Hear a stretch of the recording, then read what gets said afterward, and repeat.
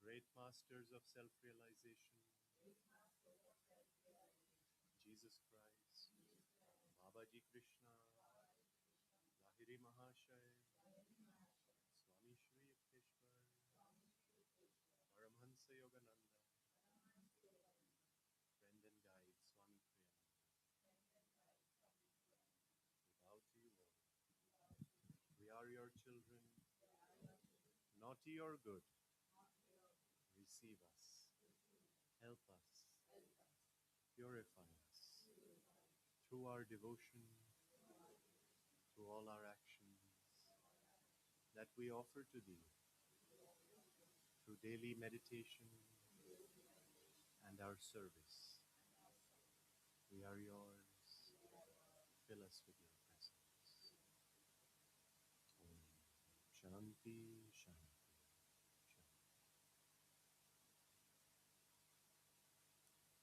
Let's also please keep our phones on silent.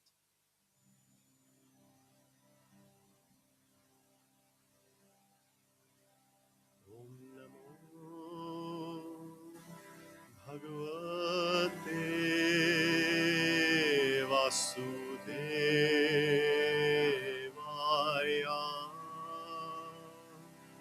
Om Namo Bhagavate Vasudevaya.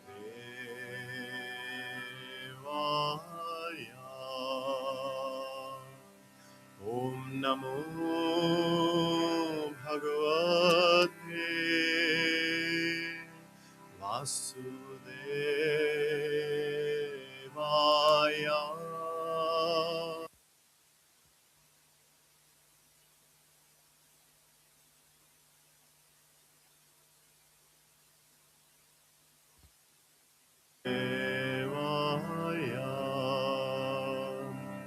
Om Namo Bhagavate Vasudevaya.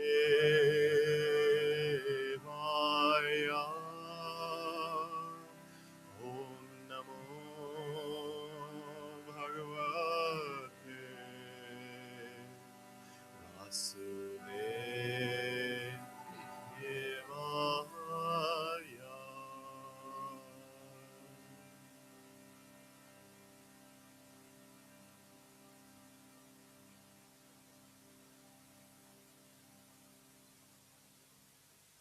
Let's take this chant into our brief meditation. Thou art my life, thou art my love, thou art the sweetness which I do seek. In the thought by my love brought, I taste thy name so sweet, so sweet.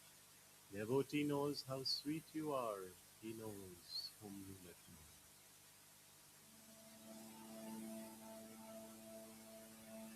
Thou art my life, thou art my love, thou art the sweetness which I do seek. Thou art my life, thou art my love, thou art the sweetness which I do seek. In the thought by my love brought, in the thought by my love brought, I taste thy name, so sweet, so sweet. Devotee knows how sweet you are. Devotee knows how sweet you are. He knows whom you let know. He knows whom you let know. Thou art my life, thou art my love, thou art the sweetness which I do seek. Thou art my life, thou art my love, thou art the sweetness which I do seek. In the thought by my love brought, in the thought by my love brought, I taste thy name. So sweet, so sweet. Devotee knows how sweet you are. Devotee knows how sweet you are. Knows whom you let know. He knows whom you let know. Thou art my life, thou art my love. Thou art the sweetness which I do seek. Thou art my life, thou art my love. Thou art the sweetness which I do seek. Thou art my life, thou art my love, thou art the sweetness which I do seek. Shatto mangala prema maya tumi, ধ্রুব জ্যোতি তুমি অন্ধকারে সত্য মঙ্গল প্রেমময় তুমি ধ্রুব জ্যোতি তুমি অন্ধকারে তুমি সদা হৃদয়ে বিরাজ দুঃখ জ্বালাশয়ে পাশরে তুমি সদা হৃদয়ে বিরাজ দুঃখ জ্বালাশয়ে পাশরে সত্য মঙ্গল প্রেমময় তুমি ধ্রুব জ্যোতি তুমি অন্ধকারে সত্য মঙ্গল প্রেমময় তুমি ধ্রুব জ্যোতি তুমি অন্ধকারে তোমারে ধ্যানী তোমারে জ্ঞানী তব নামে কিবা মাধুরী তোমারে ধ্যানী তোমারে জ্ঞানী তব নামে কিবা মাধুরী যে ভকত সে জানে তুমি জানাও যারে সে জানে যে ভকত সে জানে তুমি জানাও যারে সে জানে যে ভকত সে জানে তুমি জানাও যারে সে জানে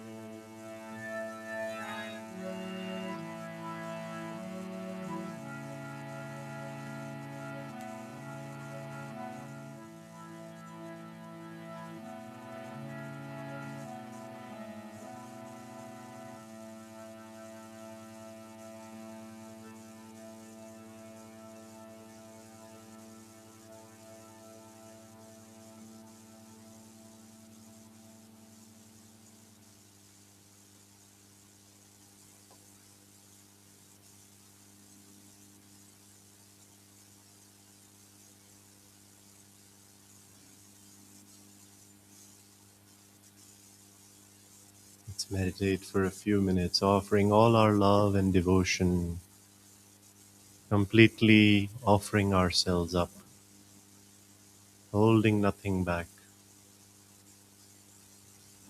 to the Divine Mother, to the Guru, to God.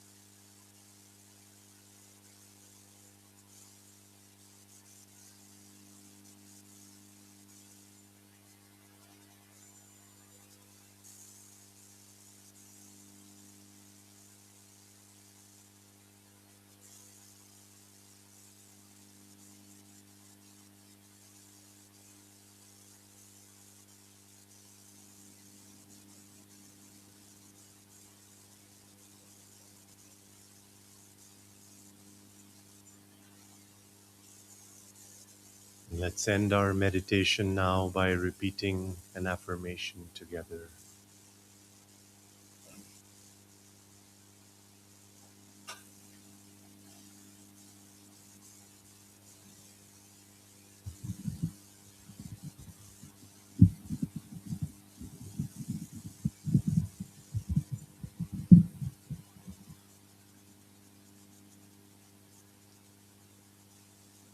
First, let's do this loudly, then softly, then mental. My body cells obey my will. They dance with divine vitality.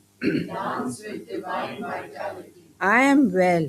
I am strong. I am a flowing river of boundless power and energy. Now, softly. My body cells obey my will. They dance with divine vitality. I am well. I am strong. I am a flowing river of boundless power and energy. Now, in silence, my body cells obey my will. They dance with divine vitality. I am well. I am strong. I am a flowing river, boundless power and energy. Jai Guru.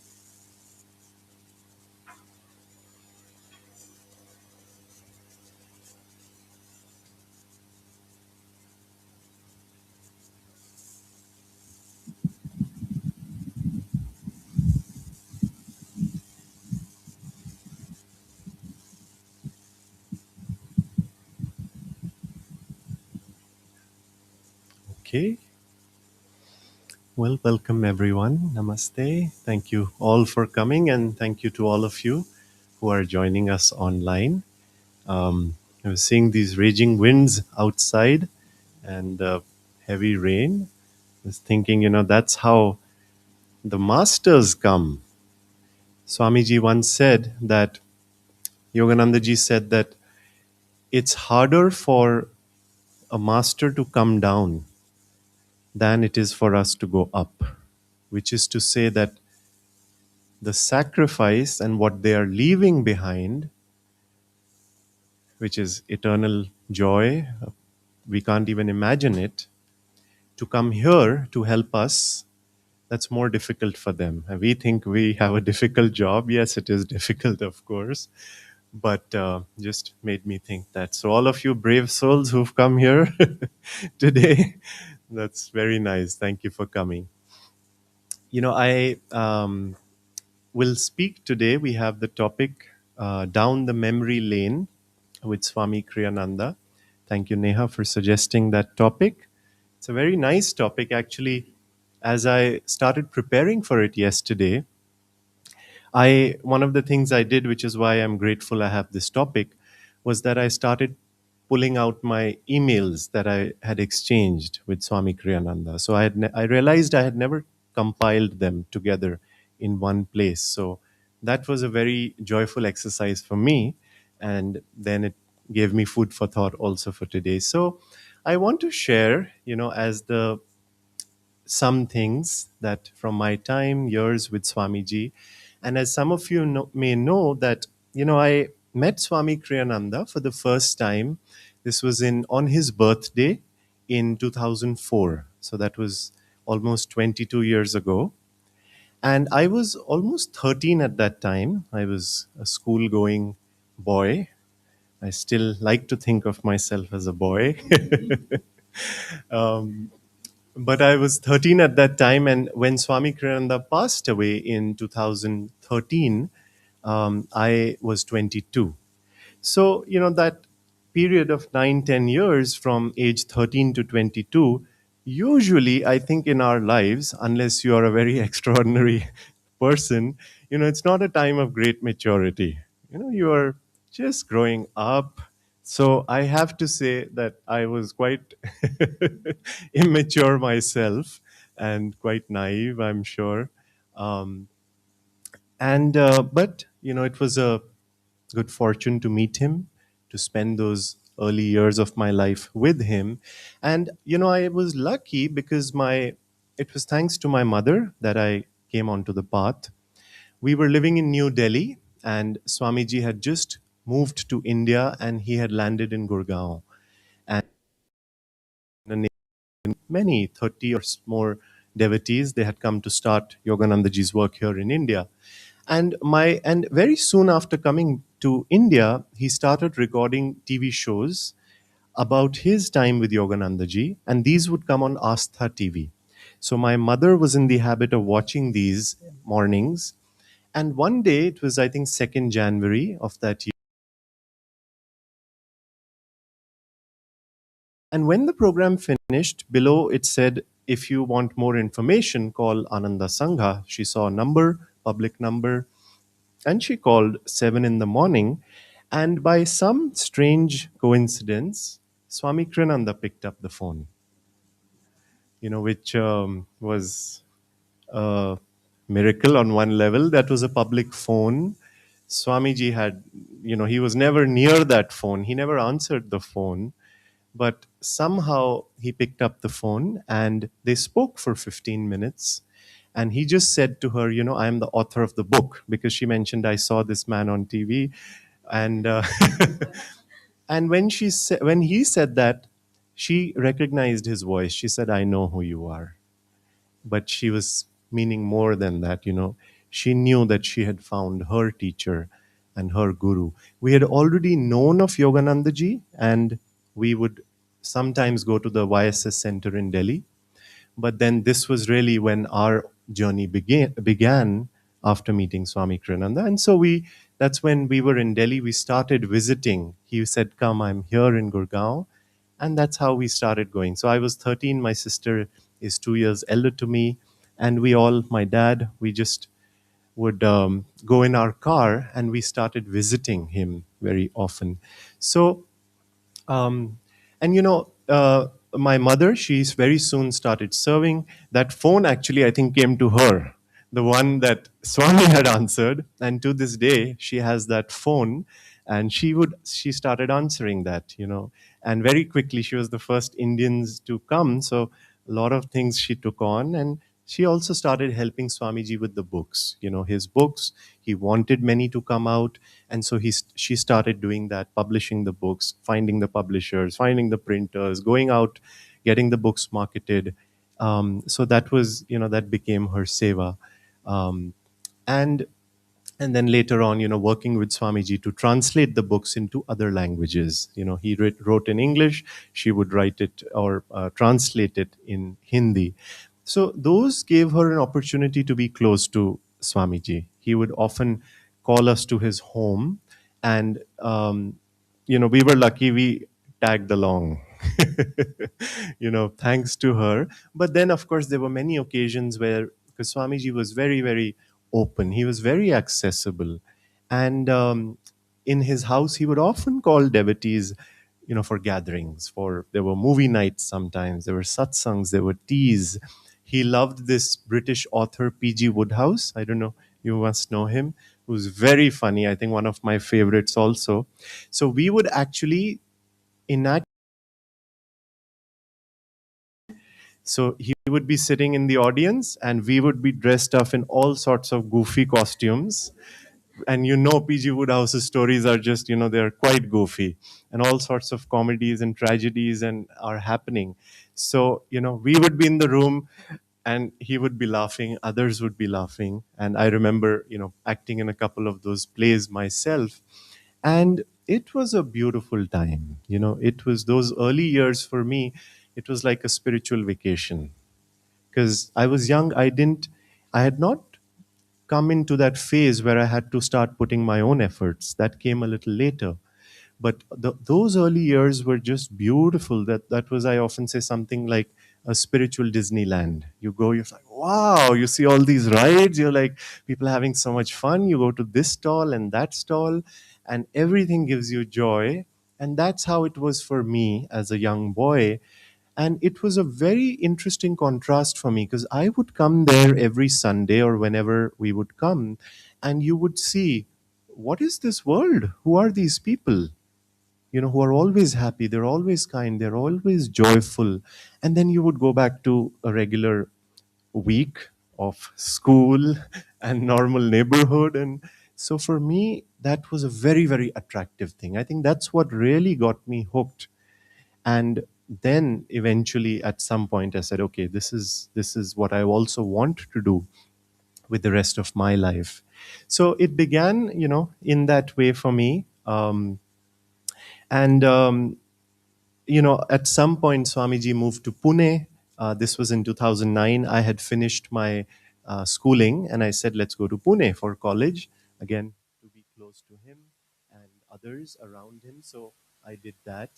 And over the next few years, there were many occasions he would, for example, give a lot of public talks.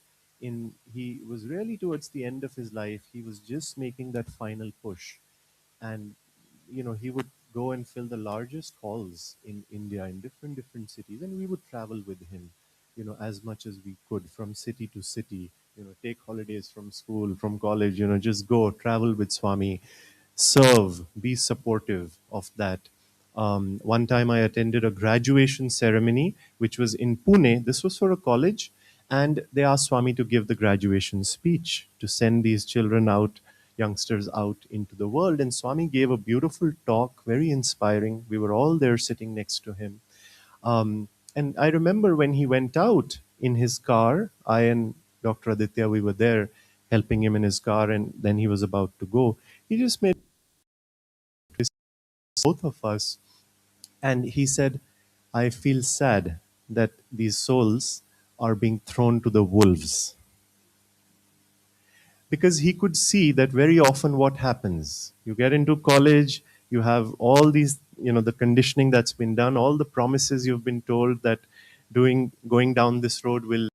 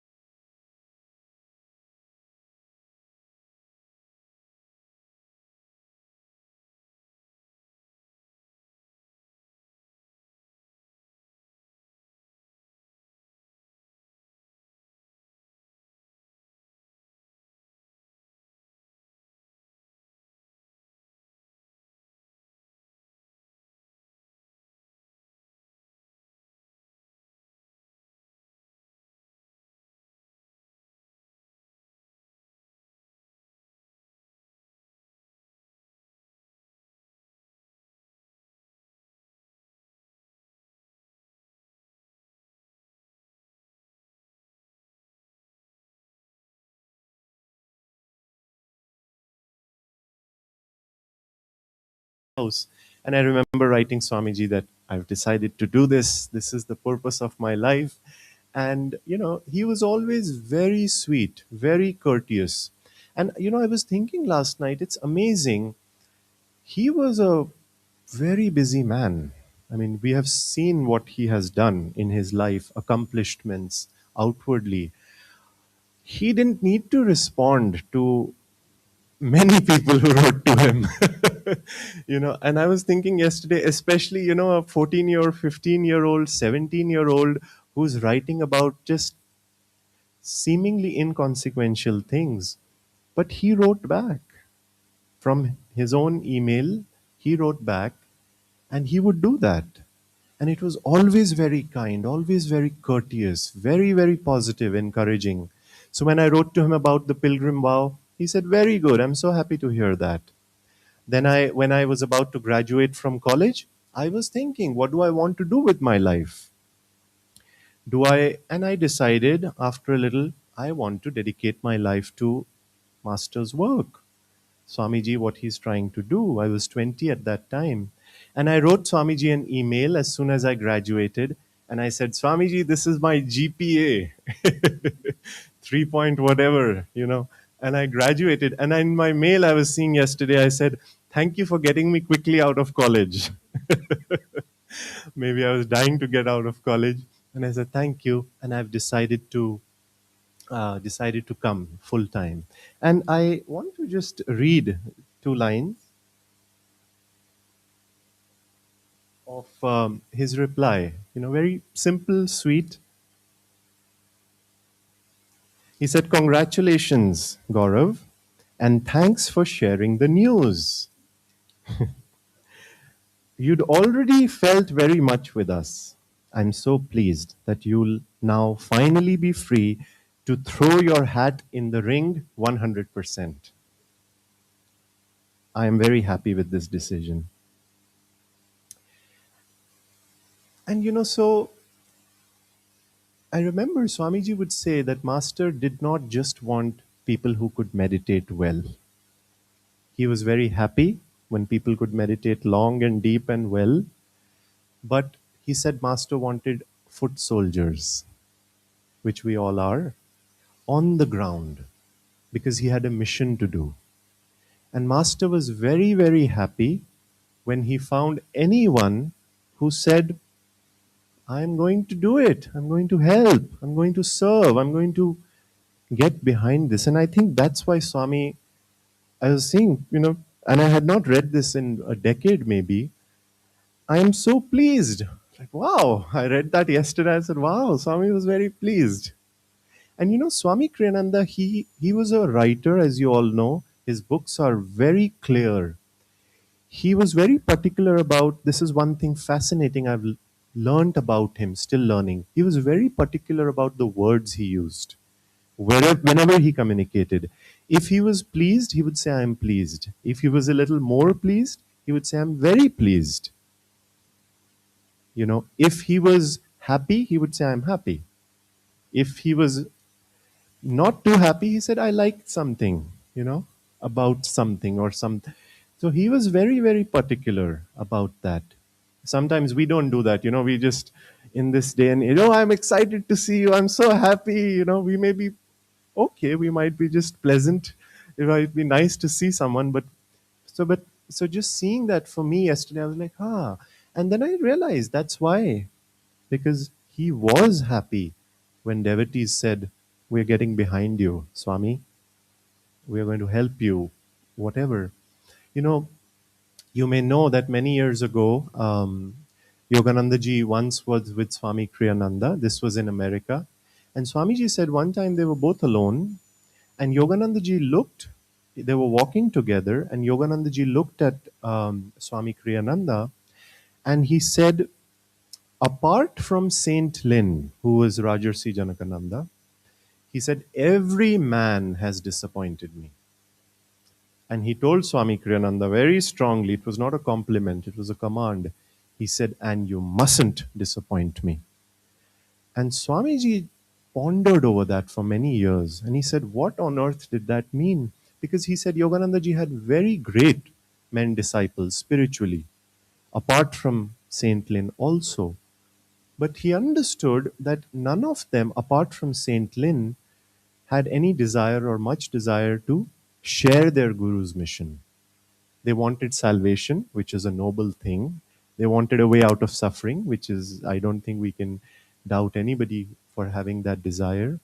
But Swamiji said Master was thrilled if he found someone who said, not only my salvation, but I want to help bring it to many, many souls. And so, for me, many years ago, that statement has always stayed with me. It just comes to me very often.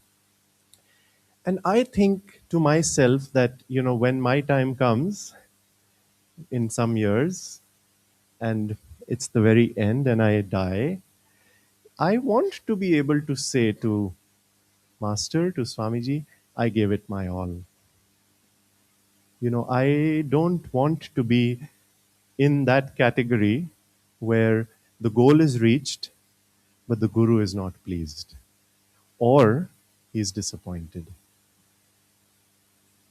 And so, that is how um, Swamiji was, and his magnetism was, it drew you, it wanted you to give in that way, give back in that way. I remember one time we were in here in Mumbai in NCPA, and Swami, that was, I believe, his last talk. He launched the book Paramahansa Yogananda biography. I think more than 2,000 people came. There was no place for us all to go into the hall. There were crowds, we had to turn them back. Great success. But I remember at one, and we were all busy serving, at least I was, my mom. We all had come from, I think we were in Pune, getting on the books, book table, packing, unpacking, all of that. And Swamiji was very particular, with my mom. Every time an event would finish, immediately the message would come, how many books did we sell, Sangeeta? So there was no time to, you know, he was very good at keeping the energy high. So it wasn't like, okay, event is over, let's go to Goa. No, Swami was asking. So in the evening, you go back, you count the books. Swamiji is going to ask, how many books did we sell? He just wanted to know.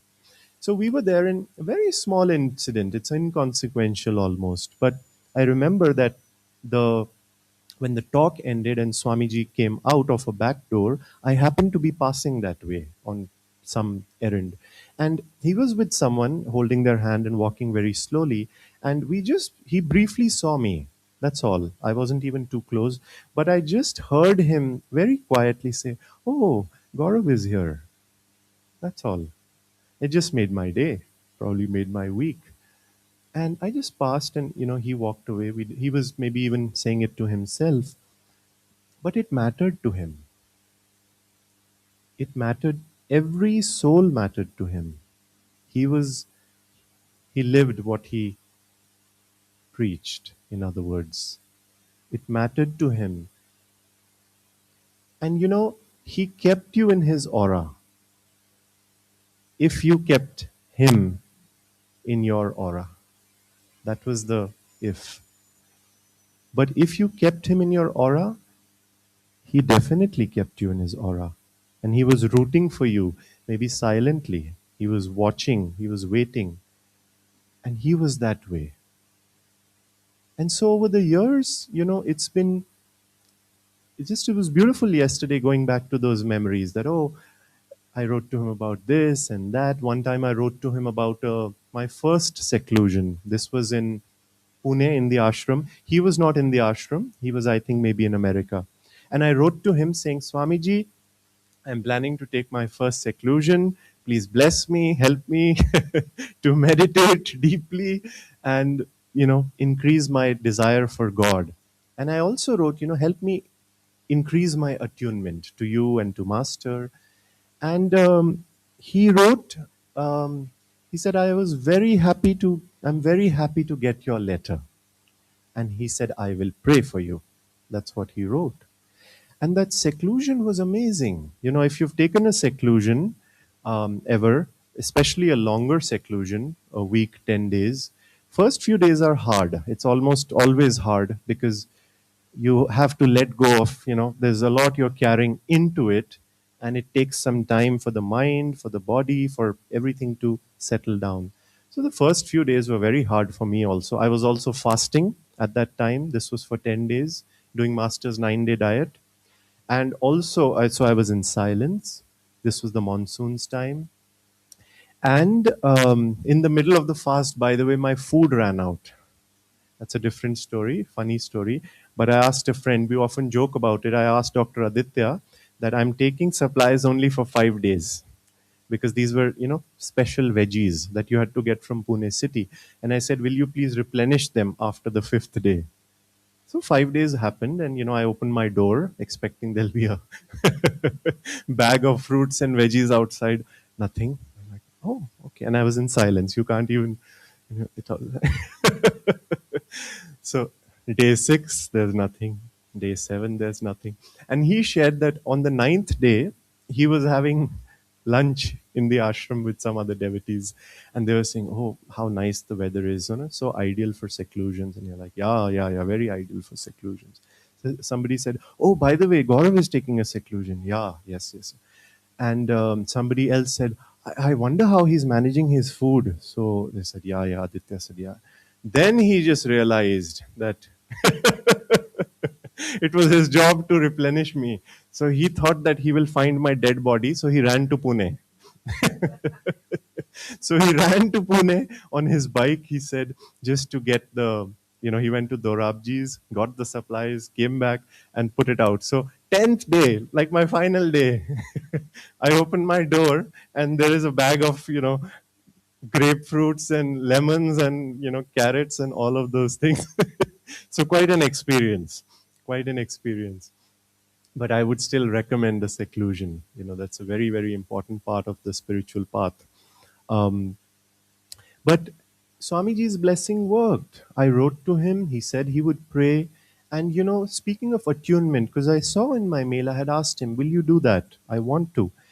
And, by the fifth, sixth day, when you really start going in deep, really you feel so much peace and you're getting in tune.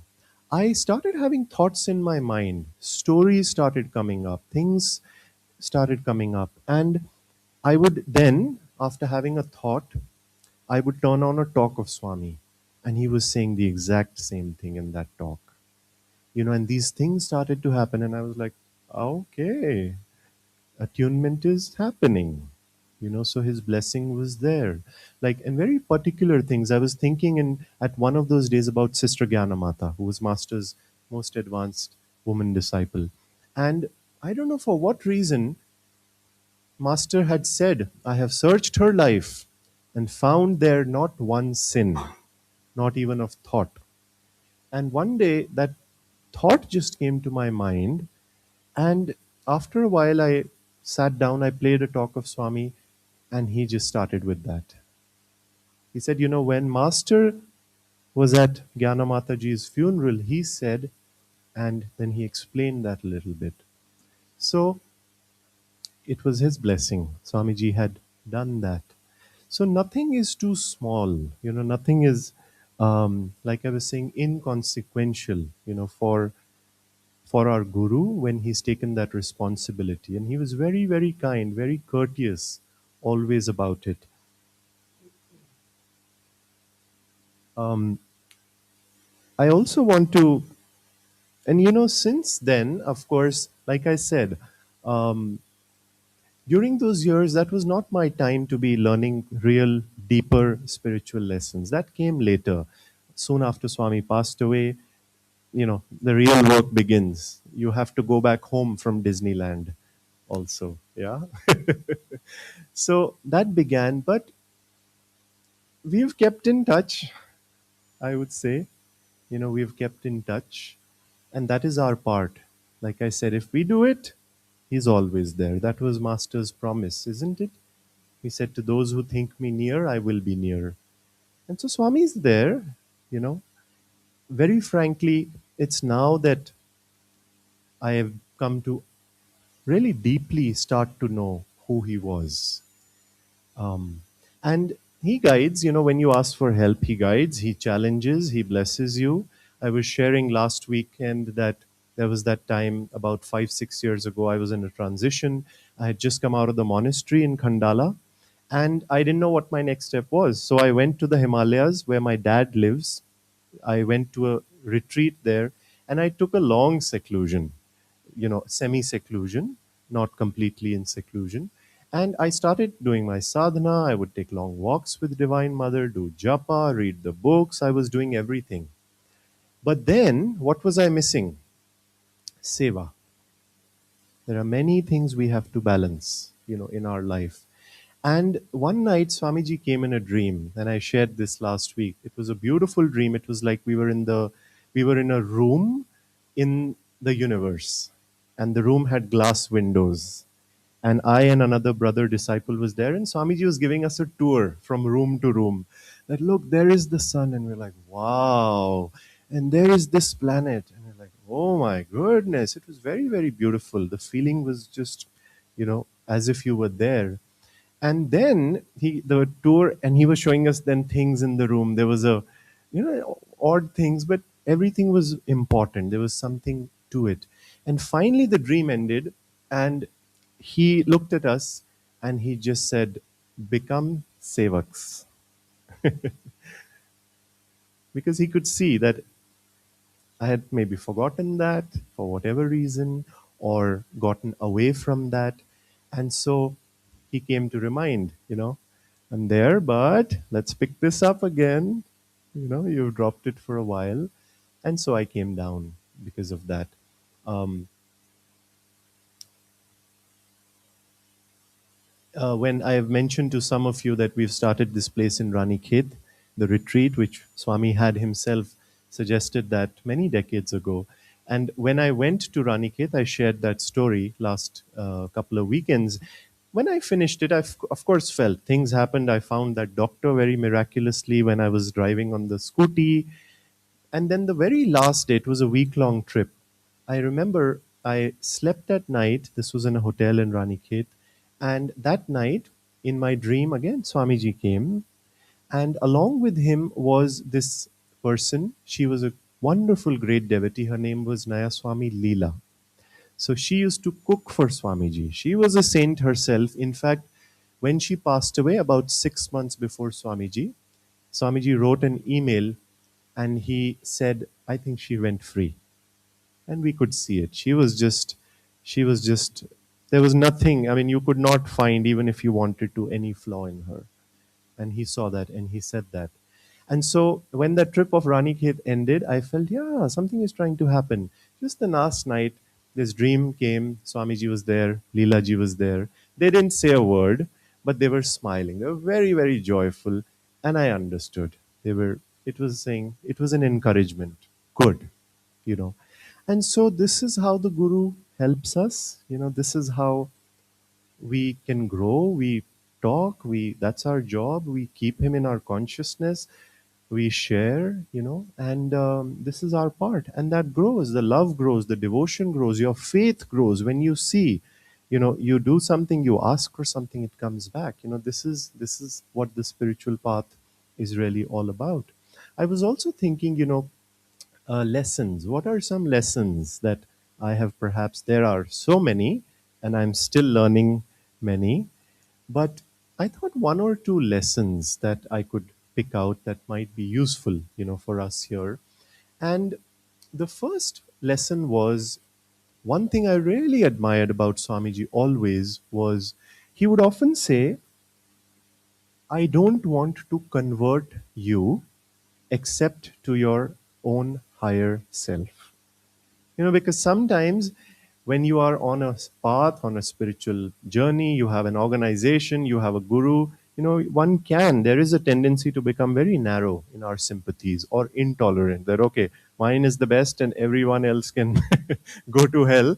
But if not that, you know you you also, sometimes out of over enthusiasm or out of excitement, sometimes you push your path, your things on others. Have you had that experience? You're like, this is the greatest thing, eat it. you know so I used to do that. I have learned not to do that also. But Swami was exceptional in this regard. He said, I'm not in the business of attracting followers, and he meant it. He said, I'm not even in the business of attracting disciples for Yogananda. He said, I know my responsibility. If someone comes, he said, I will go above and beyond. And he did. And he was deeply dedicated to master, to sharing his teachings. He did so much just to share his name and teachings. But if someone came and he felt that this was not their path, he didn't hesitate. And he, in fact, encouraged them. Swami said that in the 50s, or maybe this was the 60s, he was giving a talk, and in the audience, there was a man who was a disciple, not a disciple, sorry, who asked Swamiji, "What is my path? I haven't, I'm looking, I've started searching. Who is my guru?" That's all the man asked. And Swami just looked at him for a moment and he said, "I feel you belong to Sri Aurobindo." And the man later came to Swamiji and he said, "Sir, I've started going there. Did you know?" Swami said, "No, but I just felt it in your vibration that that is where you belong." And the man said, "Yeah, I find inspiration from him. I've been going there." And Swami said, "Good, continue."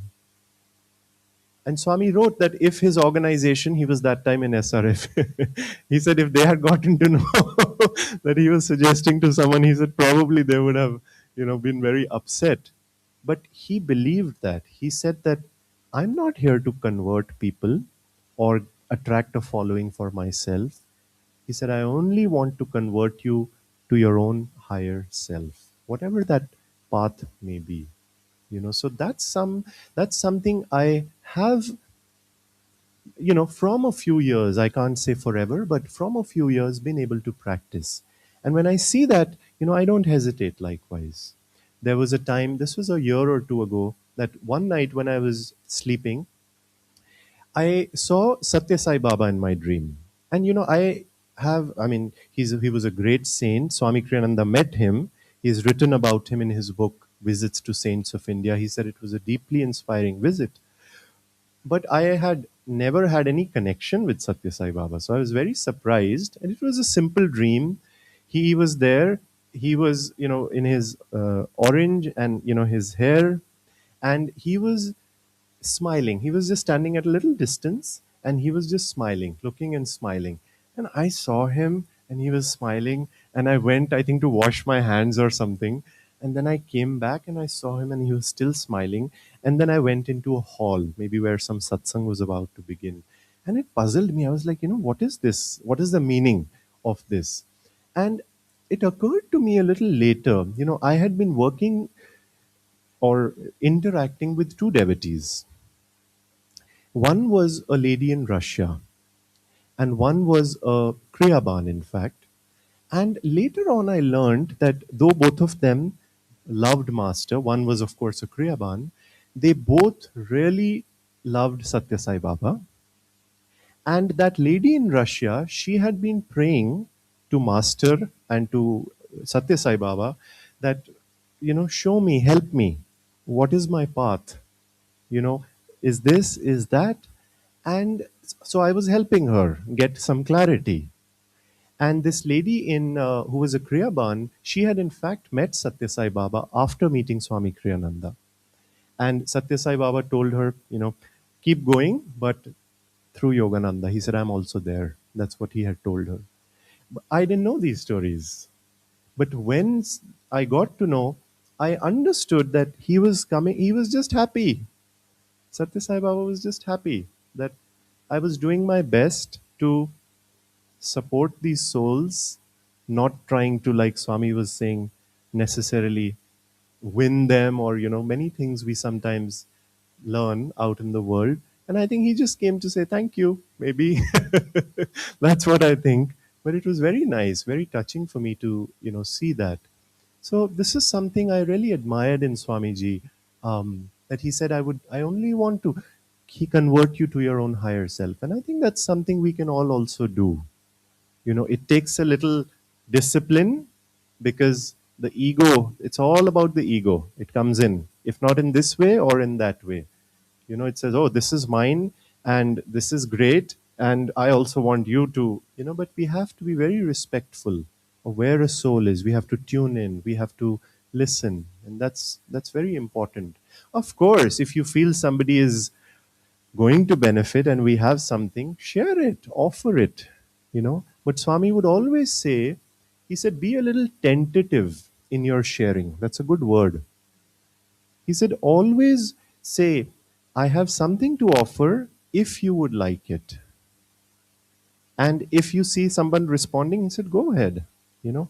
But he said, benevolence should include that kind of feeling. So that's one thing I really appreciated from Swami and learned from him. And the second thing I want to mention, the final thing, is that Nayaswami Jayaji, who I've shared, since Swami's passing, he's been my mentor. So I've learned a lot from him.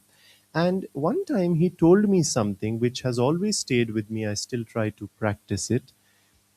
He said, Gaurav, the stronger person must make the greater effort to keep harmony. Keep harmony. So, does anyone in your here, do you have differences with others? Yeah? Yeah? We all do. We all do. Even in the Sangha, I mean, there are all sorts of differences of opinions that come. Arguments can tend to flare up. There can be serious things sometimes. And so this would happen a lot when I was working more with the trust. These were sticky areas, accounting and legalities and administration and what the lawyers are saying and what the CA is wanting, and the centers are there, and it would bring out a lot of all of us, and it was a good training ground. But sometimes when those flare ups would happen, this was what Jayaji would remind me, that he said, Gaurav, and he would tell me, I'm like, tell the other person.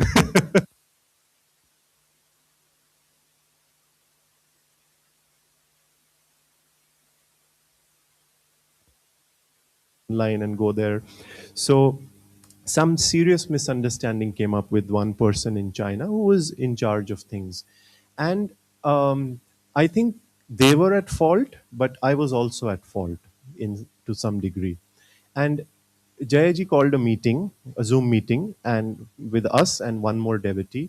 But before the meeting, he told me, Gaurav, now I'm going to be also pointing out your mistake. But he said, be a good sport. That's what he said. I said, okay, that's just, I had a little idea of how Jayaji is. So I mentally braced myself. And when the meeting happened, that was the best tongue lashing I've ever received from Jayaji. I mean, when he was talking, this is all on Zoom, and that person is there, I'm there, one more. I could actually feel a heat generating in my body, probably of the ego, from the medulla. And it was not easy to take it, But of course, I was a good sport. Then he said a little bit to them also. But, probably they were more in the fault, which was the case. But his lesson was for me because I had given him that permission. And I had told him, do whatever, this is why I'm here. I don't want to be in delusion and making mistakes out of my own, whatever. So I had given him that responsibility. And so he was doing his job. That was his part. But that lesson, that the stronger person, and what was he saying? He was saying to me, even in that instance, you are perhaps more spiritually stronger. So why don't you chew your ego? Isn't it? That's what he was basically saying. And this happened other times as well, where somebody was wrong, but Jayaji came to me and he said, you do it, you know. And so a good learning for our life, very practically, not easy to practice, I grant you, because but remember, when there are disagreements, which will happen, when there is differences, when there is disharmony, just be very sure you're not the cause of it. And that you're trying your best, aspire to be the one who brings harmony.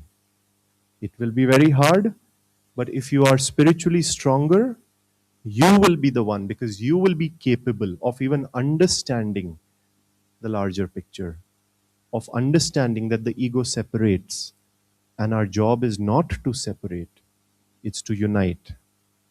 That is not everyone's, it's not possible for every person to do that. And so that was something, you know, I'm sure Jayaji learned it from Swamiji. I don't doubt that.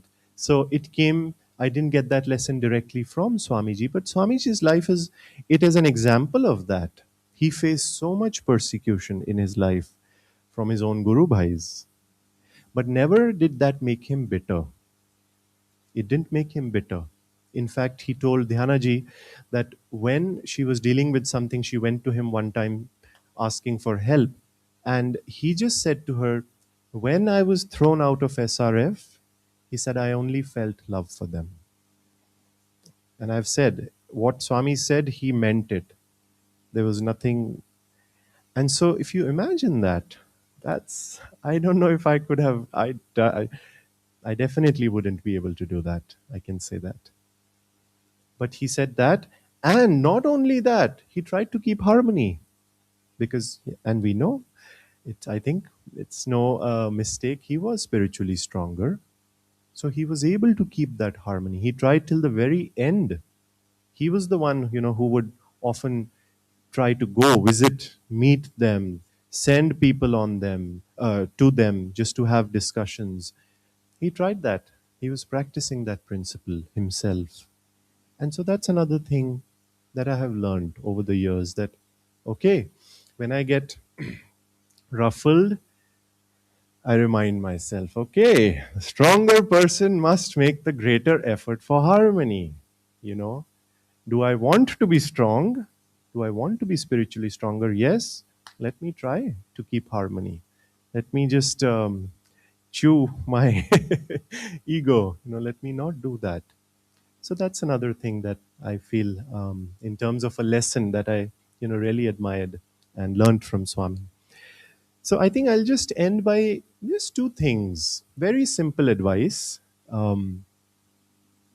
because now that we want to still continue being in touch with Swami, he's a great saint. He's an Swamiji. The fact is now that whenever he comes down, which he said he would, because he had such a great urge to help people, he will be an avatar like the rest of our masters avatars. So he is that now, though while he was living, he didn't want people even to be calling him a guru, which was perhaps proper.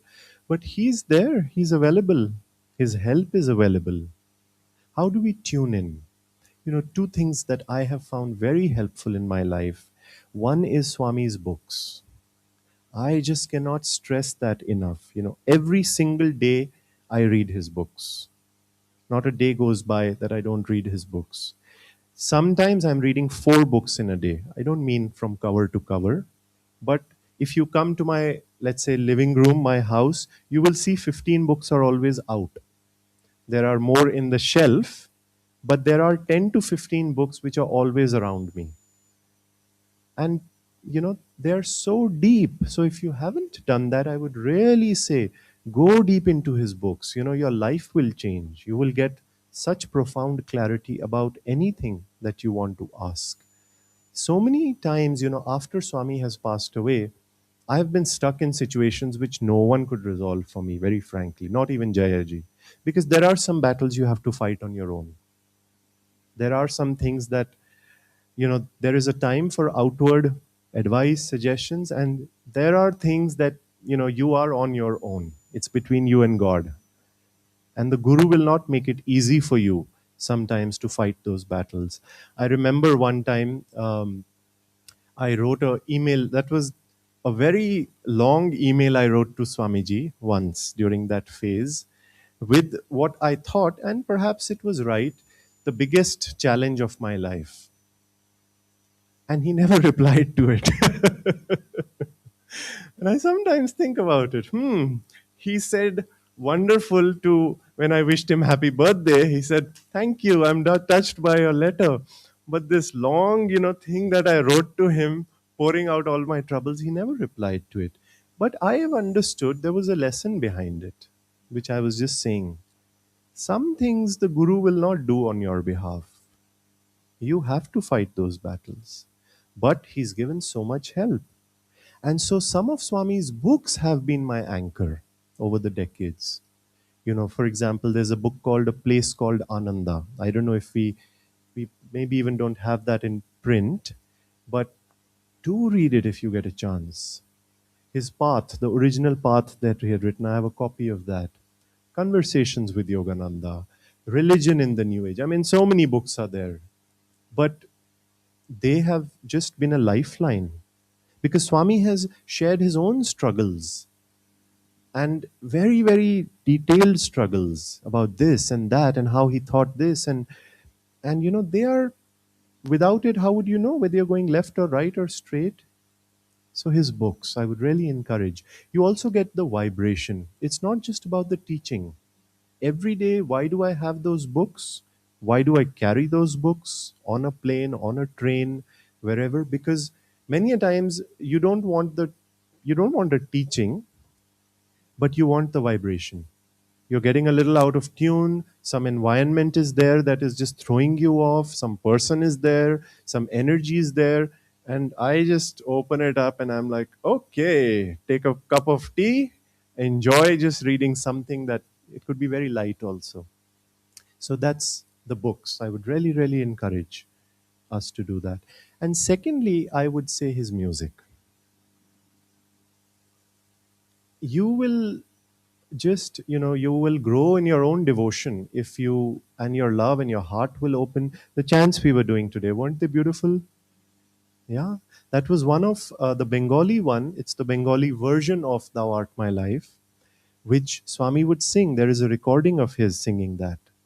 And I often just listen to that and try to tune in, just to the power behind him singing. So I would say it's wonderful. We have many Ananda chants. We have group chants. We often play them in the background before, after events.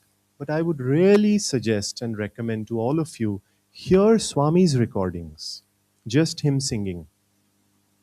That's a completely different thing. I'm not comparing, but it's a completely different thing. There are beautiful albums of him singing bhajans. There are beautiful albums of him singing songs. He's written so many songs, all dedicated to God, but in 100 ways.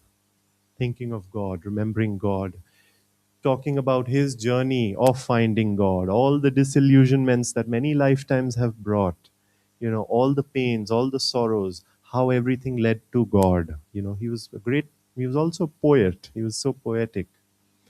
And so listen to those. It changes your energy immediately. It changes your energy.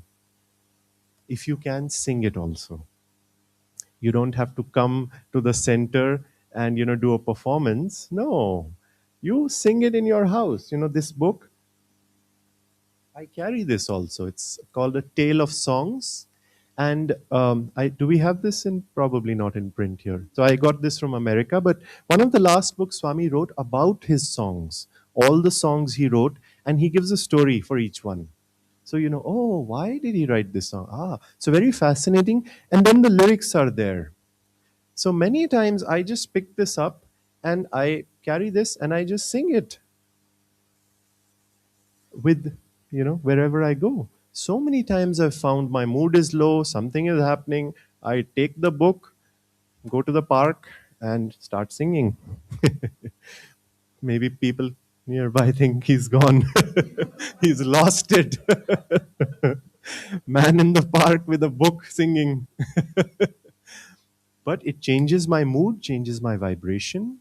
I'm happy suddenly, and I come back, you know. So these are two things I would really recommend that we all do. Go deep into his books, you will get him there, and his music, if you can. So I'd like to end. I'm sorry, I'm already a little over time, but I'd like to end. I thought I'll try. I haven't rehearsed it, but I'd like to sing one song from this, and it's called I've Passed My Life as a Stranger, Lord. So please bear with me.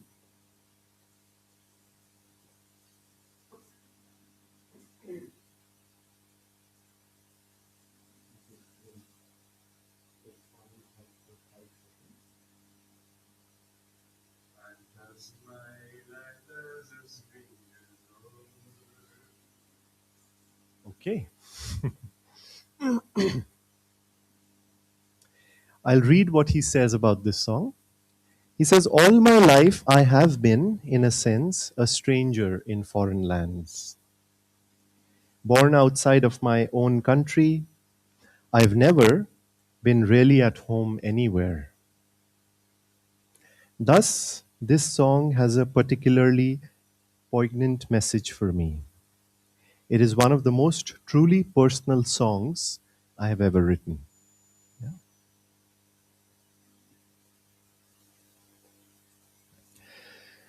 I've passed my life as a stranger, Lord, roamed far in foreign lands, far, Lord, far too far.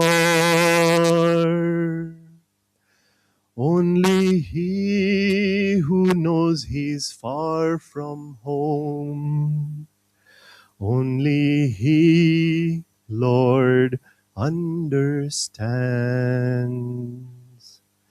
Only he who knows he's far from home feels the earth and understands.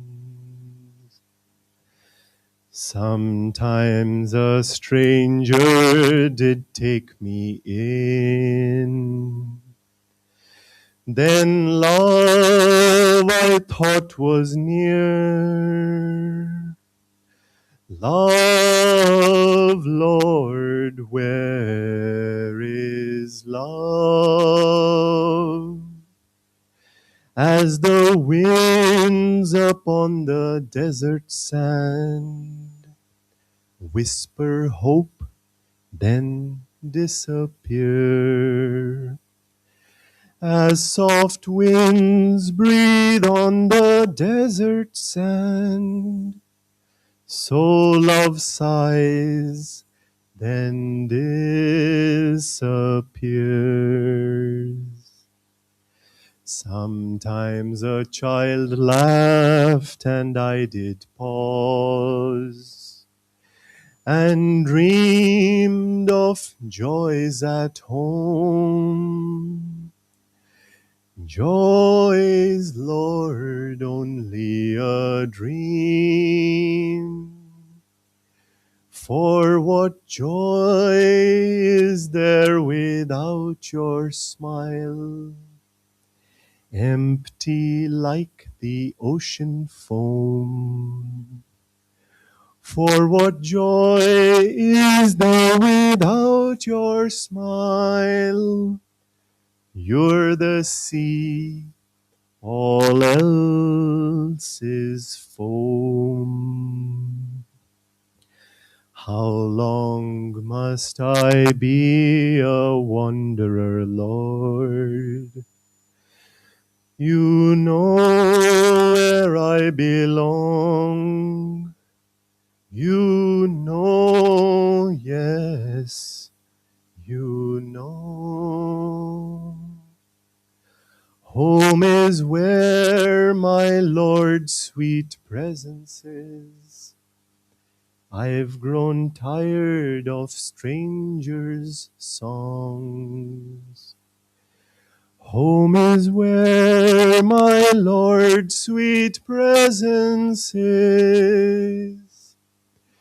Bless me that I hear your songs.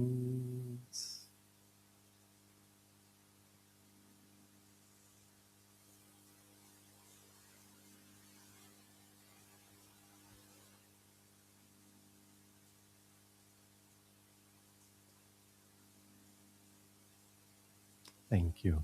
Thank you, everyone.